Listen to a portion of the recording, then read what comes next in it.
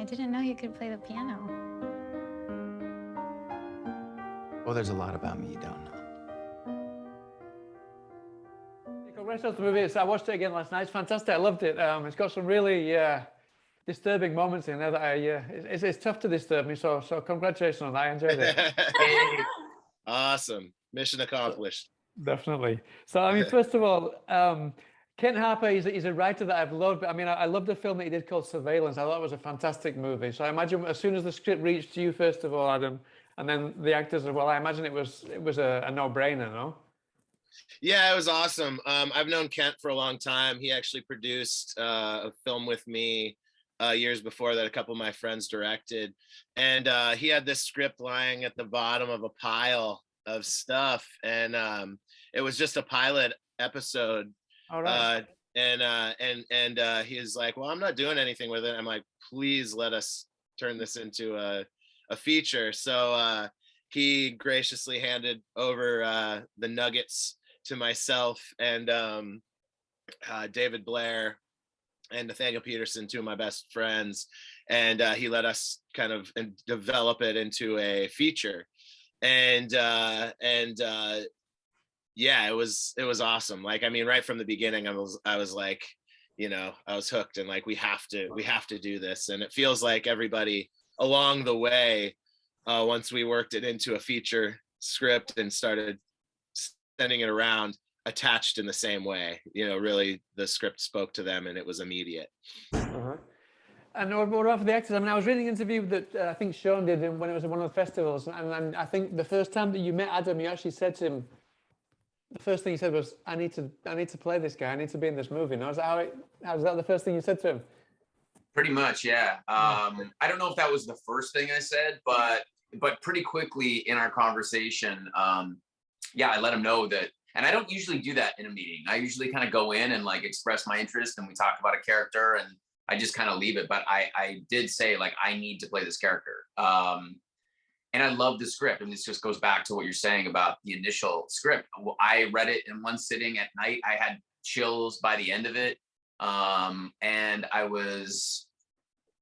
the character was like kind of scary for me to approach, the idea of playing this character. But I also had a really clear idea of what I would do with the character, which is why I told Adam, I was like, I need to do this. I don't have any questions. I'm not like, well, I'm not sure how I'm going to play this. Like, I had a really clear idea. And I think he was pretty much on board with the idea of Nick, you know, and a lot of it was on the page. A lot of it was like really clear, but yeah, I absolutely told him that. It's like, let's go make a movie. Uh-huh. And I guess with Andrea, the same, pretty much the same idea, no? Yeah, I read the script and I was just like amazed by it, loved it. I knew exactly who Sarah was. And I, similar to Shawn, had a meeting with Adam, a very different meeting, just like a quick FaceTime. And yeah, he gave me the part, but I was just really excited because I just felt like I knew who Sarah was. I feel like I'd been Sarah in some ways. It's a part of my life. And like, I was just really like excited. So yeah. Dude, I'd been Nick and I'd really creep people out along the way. Not at all. Just kidding. Oh, I don't know. You pulled it off really well. I was I think we all know Nick because we've all been Sarah, actually, probably at some point. yeah, that's actually a really good point. Okay. Yeah. No, but I mean, it's curious. I mean, obviously, Shawn, you're just jesting there, I hope.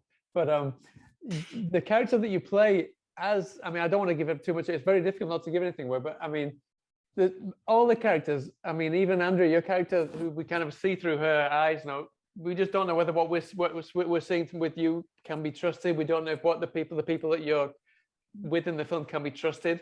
But I think the person who kind of doesn't really is probably the most transparent person, without giving away whether that's good or bad, is Shawn's character. Would you not agree, Shawn? Yeah, that was, to me, what was intriguing. And I think what's important in a film where there's a big mystery, where there's like a reveal of like, well, here's the truth of what's happening. I think if you deceive an audience, it's not satisfying when the truth is revealed. And I think the script did that really well. And I think Andrea, Ab, and I worked really well to be completely truthful, like that's actually a good observation, is that I don't think that Nick is deceptive. He is telling Sarah the truth for the most part. The audience and Sarah just doesn't know which prism to look through. Like they're looking at it from the wrong angle. And I think that's what's kind of satisfying with the film. It's like once you know what angle to look at the story, the truth is there, and you really discover kind of the mystery of what's happening in the movie. Yeah, I could. Sorry. I could piggyback on that really quickly. And I feel like his intentions in our reality, you look at his intentions and they're not good. but if you look at it through his prism, as Shawn says, he thinks they are. He thinks he's doing what's right, and he is being honest to what he thinks is best for Sarah in the end. And I guess in a way, was that something that you kind of realized before you went onto set, Shawn? Because I imagine realizing that probably made it easier for you to kind of make this character more believable and not have to kind of overplay whether he's a bad guy or a good guy, no? Yeah. 100%. You know, I had some really strong ideas when I had read the script and I sat down with Adam, and then Adam had so many great ideas and insights, sort of how to walk that line with him, you know, and again, I think we sort of came up with the tone of the character and how he should be played way before we got onto set, you know, during the sort of conversations that we had, and decisions that were kind of being made about how we were gonna play the character. And again, a lot of it was in the script as well. It wasn't really challenging, and I think that's why I like the script. And I'll go back to kind of my first answer about the script. It's like it all kind of made sense on the page. I could see the film and the story that we were going to try to tell. Doctor, please, what's wrong with her? You don't remember. I found you in a tub, Sarah. You tried to kill yourself. Sarah? Sometimes the voices in our head are there to guide us.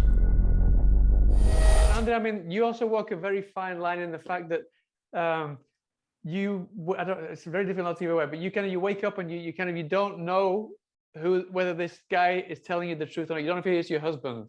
So I mean, that must have been a really complicated juggling act, now, to kind of accept this guy for who he says he is, but at the same time kind of be on your guard. Now that must have been a really complicated role to pull off, no? Yeah, I think that was tricky. And I think those scenes were hard because it's like, how do you really sell like amnesia or like not remembering something? And I think as the movie unfolds, you see why that's also true. You know what I mean? Like why somebody would have blocked those things from their memory, or why like Nick would have finessed her not remembering, period. But at the same time, like she is somebody that tried to take her life. And like, I always had that at the forefront of my mind with every decision, you know, because I think regardless of Nick, like Shawn's character, like she is somebody that's very lost, you know, like she obviously is lost in like who she is and what she wants and whether or not, I think like it's interesting because you can look at the movie from a lot of different angles, and it's also like whether or not you want to live.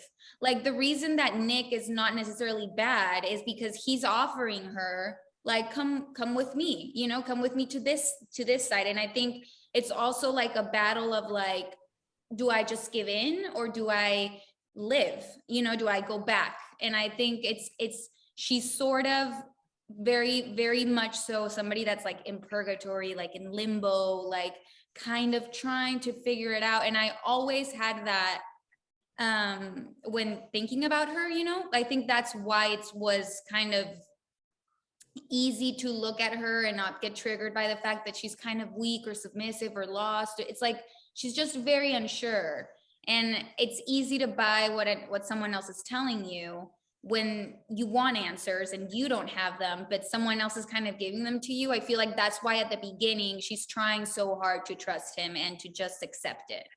Mm-hmm.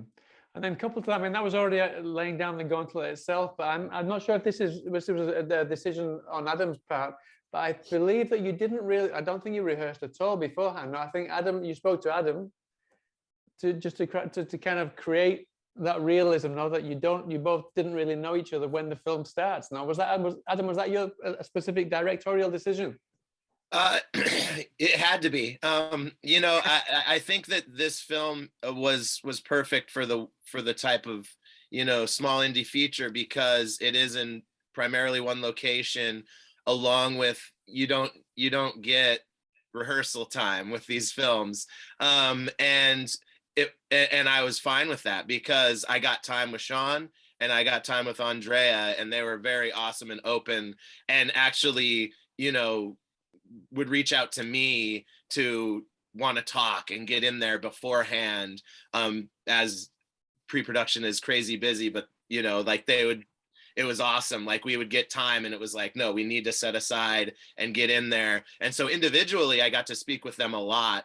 And then, as you know, in the film, when they meet, that it, you know, especially for Andrea's character and where we start with the audience, she's never met him before in this current state that she's in. So it really works, they both have their own intentions, and they're very pure, and they're very, you know, they know those very well as actors and as people. And so then you put them together and you get that natural, you know, that the natural way where they were meeting each other actually as characters and people. Yeah. And then there's another relationship that we can't not talk about. It's Andrea's relationship with Rose, who I didn't realize at first. It took me a while to realize who it was, but it was one of my teenage crushes, Jane Badler, who was Diane from V. And I was like, flipping out, yeah, and I realized who it was. That's a curious relationship as well. How did you go about? How did you tackle that with her? Oh, with Jane. Jane was awesome. She was an early fan of the script and supporter. And yeah, I mean, I referenced a couple films, like The Others with her and stuff. And she just brought this, you know, intensity to it, and she really understood her relationship with Shawn's character, which is pretty deep once it's revealed, and makes her relationship with Sarah pretty complicated. And they don't have a lot of time, so the little amount of time we had her really kind of kick Sarah's ass a little bit. I'm sure she can take it. Which she's used to. I'm going to say, having done V, I'm sure she can take anything. Yeah. Jane is used to. I'm not sure if Andre. but I mean, talking that, I mean, we're running out of time, so I've got like one last question. I told you that it really did kind of get to me, certain scenes. One specific scene, I imagine you know which one I'm going to say, is after the dinner scene. That is just pulled me into the whole nightmare of things. Can you just kind of very briefly walk me through how much of that is actually on screen, how much is the direction, how much is the actors, how much is special effects? Just very briefly, we've only got a couple of minutes left. Oh, that's all right. Yeah, no, that scene is kind of a centerpiece, you know, the classic you know, horror crazy dinner scene. And that's the part where we kind of fly into the third act horror, you know, of it all, and the reveal of who Shawn's character, what he's been holding back. And it was just so fun, and it was the longest part of the shoot, but it was 2 days of just so much fun and craziness. But yeah, if you guys want to talk. We shot that on my birthday. Yeah, that was brilliant. That was a bloody brilliant birthday. Right. I think that scene in the script, when I read it, is where it really solidified like my desire to do the movie. You know, it just, that's again the kind of the beginning of the reveal, and so it was like such an important scene, and also the first time that there's outsiders in the house, you know, like there's other characters that show up, and that was so interesting too. I think that like we had a prior conversation where Andrea was saying that, you know, you only sort of really know the person that you're dating or you're intimate with when you see them out in public with other people, like with your friends or their friends. And I think that's like the perfect example of this. Like they've been so secluded, these two characters. And so the truth is really what they tell each other. But once you bring these outside influences, these other people to a relationship and to an experience, you really get to see the truth of who you're with or who you think you know. And I thought that scene, among other things, really kind of pulls that together. Yeah, I often say, like, we've all been to this dinner party before, and everybody looks at me like, I've never been at that dinner party before. And I'm like, no, wait, just think about it. Just think about what the dinner party is for Sarah. We've all been there. I think it also solidifies that she's done, you know, like I think that after that, she's like, I've seen everything now. And then the movie changes completely, I feel. Yeah, and same with Shawn's character. He unleashes everything to try and turn you, and they think they do. They think they got you. Well, guys, we're out of time. So thank you so much for your time. I wish you the best luck with the film when it comes out, and I hopefully get to speak about something sometime in the future, and hopefully we can all get out to people's dinner parties sometime soon and see what people are really like. Yeah, we'll have our own crazy dinner party one day. Yes, absolutely. All right. All the best. Take care, guys. All the best. Thanks, Howard. Nice to meet you. Bye. Bye now. Nice to meet you too.